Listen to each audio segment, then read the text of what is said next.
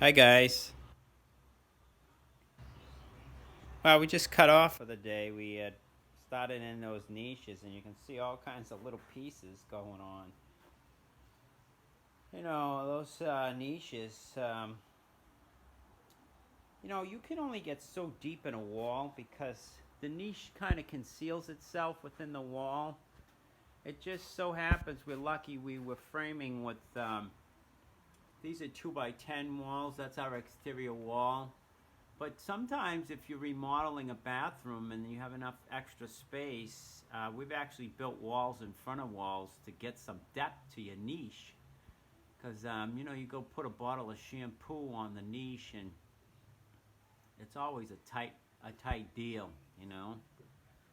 So we were lucky. We had 2 by 10s. We could get into the wall with some depth and still have some insulation behind the back of the niche, which I wouldn't recommend doing that. If you're going to make a niche in a 2 by a narrow wall, you got to have at least some insulation back there because you're going to have a cold condition here, and we have insulation behind that, but that's as deep as we could get in that 2 by 10 without causing you know problems with the frost out here, and also structurally. So none of these walls are bearing that we're cutting into. So, but we did still head these off.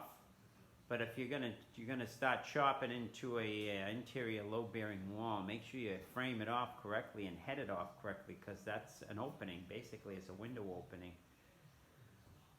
So these niches are not like the typical niches you get, like the Schluter sells. I think they sell niches that fit in between stud bays, so it's like 14 and whatever between the studs. Studs are 16 on center. But we tried to get somewhat of a shelf, so it's like a little bit over 4 inches once everything's all finished. And we tried to get a little bit of an interior niche too. So there's a secondary niche for like small things like razors or soap.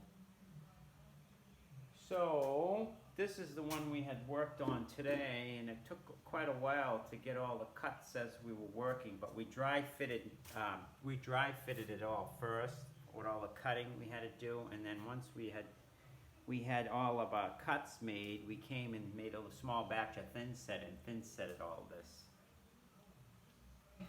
So this is like a niche within a niche.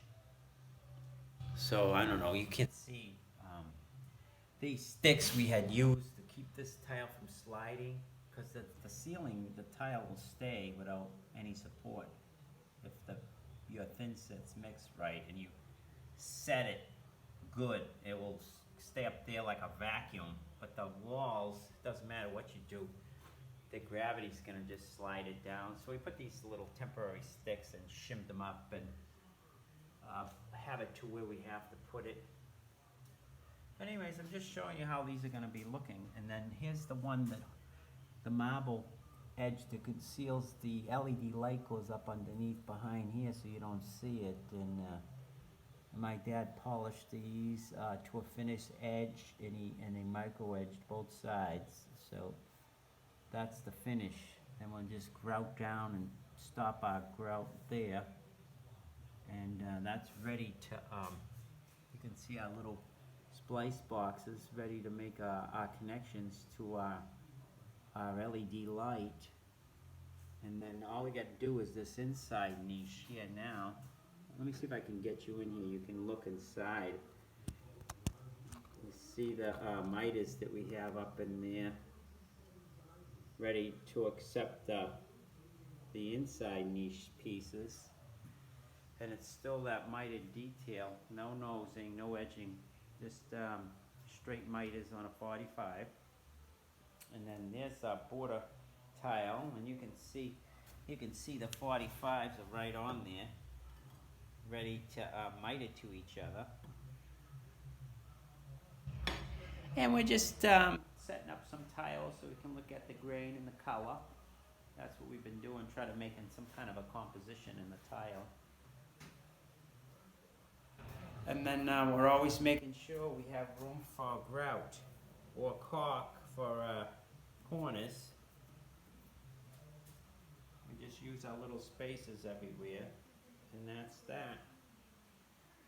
Anyways, guys, that's how that's going. Just want to share what we're up to, and then how we made out. But that's the start of getting ready to finish this one off. Just a few more pieces inside the inside niche, and then that's it. So, anyways, just sharing that. We'll share a couple more in case anyone is interested in looking for some ideas. This is a couple of things we do that help us to get things going, so we can put up enough tile when we make a batch of thin set. It's always nice to use it all up, so you're not wasting. And then again, there's your grout lines that follow and come around and go out, and they all follow each other and horizontally too. So, all right, guys, have a good weekend. We'll make another one. If we make more progress, we can share it with you. Anyways, until the next one, guys.